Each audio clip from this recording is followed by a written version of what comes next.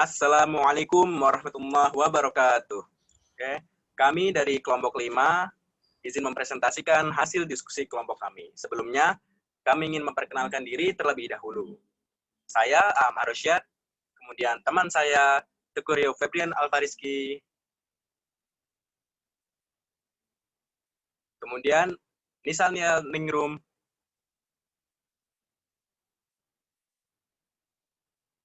lalu ada Faunilah Oktavia, lalu ada Amelia Afifah, maaf Afifah Amelia, lalu yang terakhir ada Kinanti Ajeng Sulistiawati. Oke, selanjutnya materi pertama akan dipaparkan oleh Afifah Amelia. Silahkan untuk Amel, dipersilahkan. Iya, kelompok 5 akan menjelaskan tentang report and proposal. Nah, apa sih laporan dan proposal itu? Nah, menurut definisi, laporan dan proposal adalah suatu konsep pemikiran dalam bentuk tulisan untuk sebuah proyek kegiatan yang akan dilaksanakan. Nah, sebelum membuat laporan dan proposal ini, pastinya ada perencanaannya dong.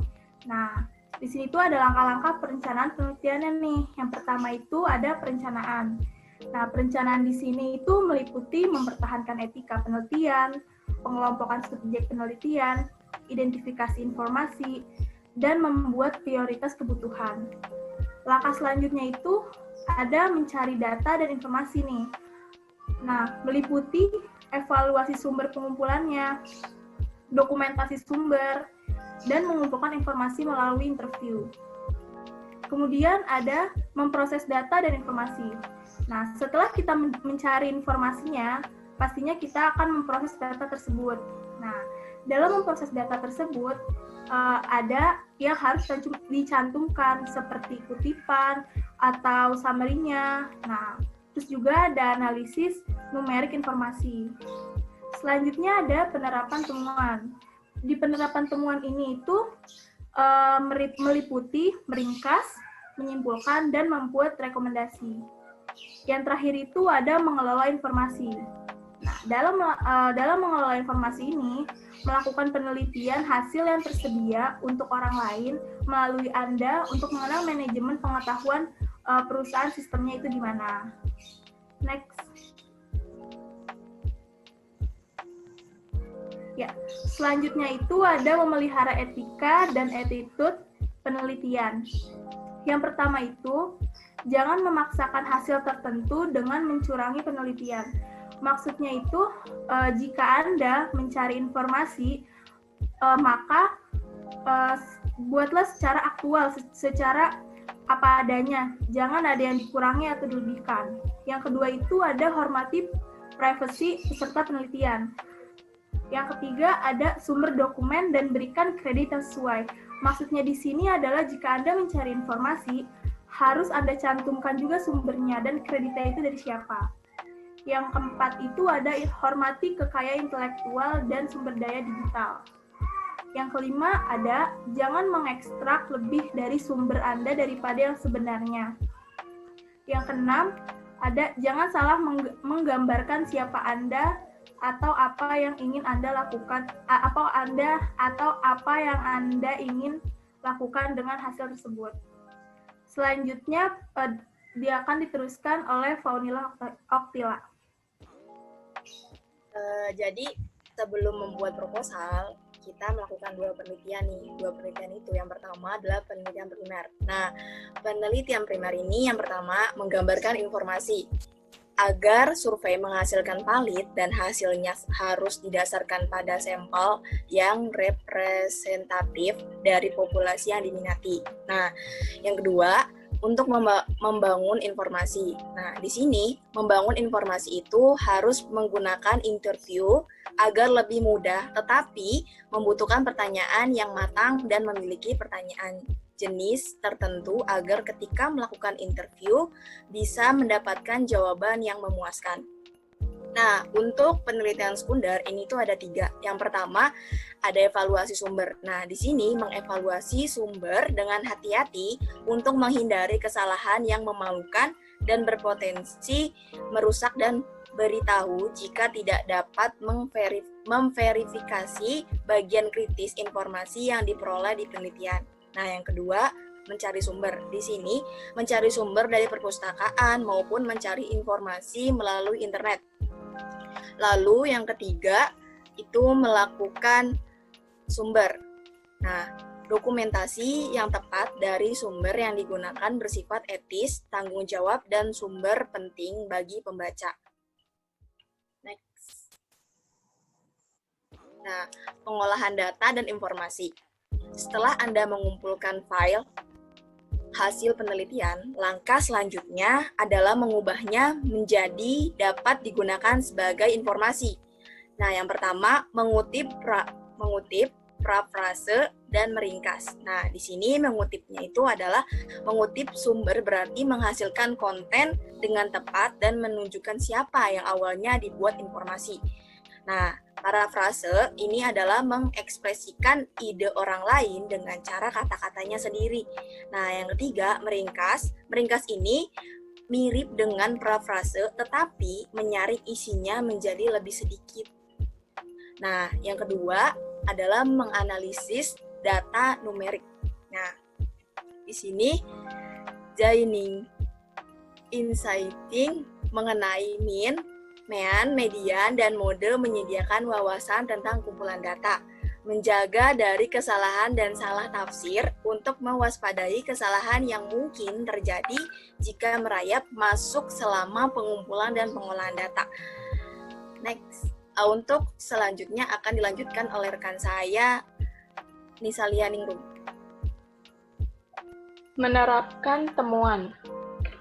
Yang pertama itu ada meringkas penemuan. Ringkasan adalah representasi informasi yang tidak bias dengan topik tertentu, tanpa mencoba menarik kesimpulan atau membuat rekomendasi. Lalu, menarik kesimpulan. Kesimpulan merupakan interpretasi logis dari hasil penelitian. Membuat rekomendasi, kesimpulan menafsirkan informasi, sedangkan rekomendasi menyarankan apa yang harus dilakukan tentang informasi tersebut. Yang terakhir ada mengelola informasi. Sistem manajemen pengetahuan sering ditambah sekarang dengan sosial alat media, membantu organisasi berbagi hasil penelitian dan lainnya, informasi dan wawasan berharga. Next. Lalu di sini ada tujuan menganalisis situasi. Yang pertama itu ada laporan kemajuan. Untuk memperbaharui informasi tentang kemajuan proyek penelitian. Yang kedua, rencana strategis untuk mengembangkan tujuan dan sasaran yang akan datang.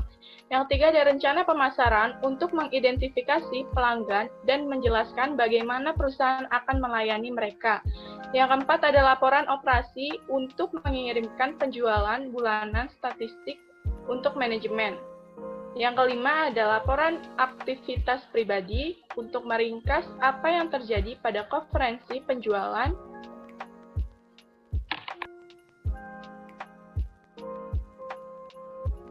Penjualan tahunan. Yang keenam ada laporan implementasi kebijakan untuk menjelaskan prosedur akses gedung. Yang ketujuh ada kepatuhan melaporkan untuk menyerahkan informasi yang diperlukan untuk sekuritas dan komisi bursa.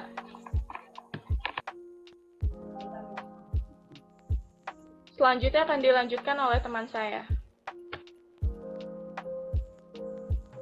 Selain tadi ada tujuan, di dalam menganalisis juga terdapat langkah-langkahnya, seperti yang pertama adalah planning. Dalam planning terdapat elemen rencana kerja formal. Yang pertama, pernyataan masalah atau peluang. Yang kedua, pernyataan tujuan ruang lingkup investigasi. Yang ketiga, diskusi teks yang harus diselesaikan. Yang kelima, deskripsi produk. Yang keenam, review kebutuhan sumber daya. Yang ketujuh, rencana setelah penyampaian laporan. Yang kedelapan, garis besar kerja. Selanjutnya ada pengumpulan. Beberapa laporan memerlukan proyek penelitian formal untuk mengumpulkan semua informasi yang diperlukan. Setelah itu, kita membutuhkan media. Dalam beberapa situasi mungkin diminta untuk menggunakan media tertentu untuk laporan. Setelah itu ada pengaturan informasi, yang dimana kebanyakan laporan bisnis menggunakan pendekatan langsung, dan pendekatan tidak langsung diperlukan ketika perlu membangun dukungan untuk ide utama. Next. Merencanakan laporan informasional itu terdapat kategori rencana laporan informasional. Yang pertama, laporan kooperasi monitor dan kontrol. Yang kedua, laporan untuk menerapkan kebijakan dan prosedur. Yang ketiga, laporan untuk menunjukkan kepatuhan. Yang keempat, laporan kemajuan dokumen. Selain ada kategori, terdapat juga unsur rencana bisnis yang sukses. Dapat dikatakan sukses jika pertama, adanya ringkasan. Yang kedua, misi dan objek. Ketiga, perusahaan dan industri. Yang keempat, produk dan layanan. Yang kelima, pasar dan persaingan. Yang keenam, manajemen. Yang ketujuh, strategi pemasaran. Yang kedelapan, rencana desain dan pengembangan. Yang kesembilan, rencana operasional. Yang kesepuluh, jadwal keseluruhan. Yang kesebelas, risiko dan masalah kritis. Yang ke-12, proyeksi dan masalah keuangan.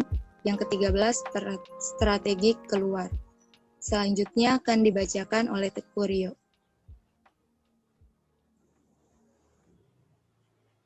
Ya, selanjutnya adalah merencanakan laporan analitis. Pada merencanakan laporan analitis itu memiliki 3 strategi. Yang pertama adalah fokus pada rekomendasi, karena pembicara ingin tahu apa yang ingin dilakukan mengenai laporan. Yang kedua adalah fokus pada logika argumen, karena 2 argumen pola logis umum adalah menjumlahkan semuanya dan menjadi tolak ukur membandingkan solusi. Yang terakhir adalah fokus pada kesimpulan, karena pendekatan ini terbaik saat berbicara dengan audiensi yang reseptif. Kemudian ada yang namanya perencanaan proposal. Perencanaan proposal ini adalah strategi organisasi untuk proposal bergantung pada apakah proposalnya diminta. Jika demikian, maka apakah Anda mengharapkan pembaca menerima rekomendasi karena secara umum, audiensi akan menerima proposal yang diminta karena masalah dan solusinya telah teridentifikasi. Selanjutnya adalah beradaptasi dengan audiens.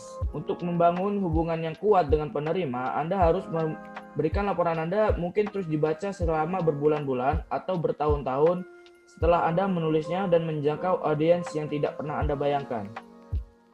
Selanjutnya adalah bersikap sensitif terhadap kebutuhan penerima. Sikap penting dalam laporan yang kompleks karena audiens menuntut dari pembaca melalui laporan yang kurang jelas. Dan yang terakhir adalah mengendalikan gaya dan nada. Sesuaikan tingkat formalitas Anda sesuai dengan situasi dan harapan audiens Anda. Selanjutnya mungkin akan bisa dibacakan oleh A.A. Marosyad.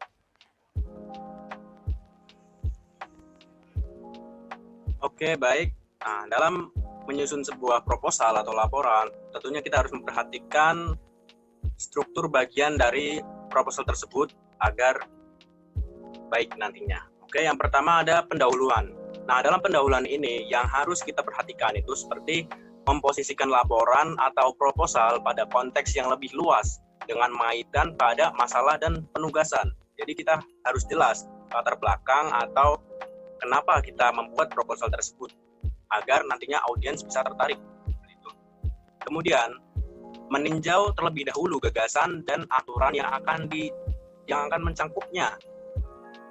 Harus jelas. Kemudian menerapkan nada dokumen dan hubungan penulis dengan penerimanya. Lalu yang kedua ada isi. Di isi ini yang harus kita perhatikan sebagai penyusun proposal, yakni bagian ini merupakan bagian tengah dalam laporan yang biasanya menyajikan, menganalisis, dan menginterpretasikan informasi yang dikumpulkan selama penyelidikan dan mendukung rekomendasi atau kesimpulan yang dibahas dalam dokumen. Jadi dalam isi ini kita harus benar-benar menjelaskan secara benar-benar jelas terkait apa yang ingin kita angkat atau kita sajikan dalam proposal kita, agar nantinya audiens itu tidak bertanya-tanya tentang ketidakjelasan dari proposal kita. Seperti itu.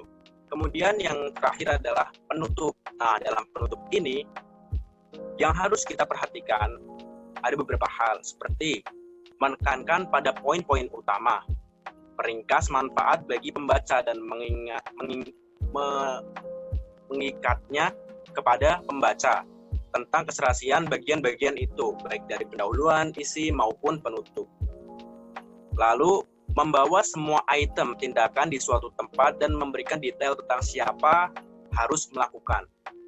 Nah, jadi di penutup ini, maknanya itu dalam isinya itu harus mencakup semua yang ada di proposal, seperti pendahuluan, kemudian isi, dan apa-apa saja yang ada di dalam isi itu kita tekankan kembali, kita ringkas kembali, dan kita kuatkan kembali dalam penutup ini, agar audiens bisa meng-ACC atau menyetujui proposal kita. Nah, kira-kira seperti itu. Oke, mungkin itu saja yang bisa kelompok 5 sampaikan. Lebih dan kurangnya mohon dimaafkan. Wabillahi taufiq walhidayah. Wassalamualaikum warahmatullahi wabarakatuh.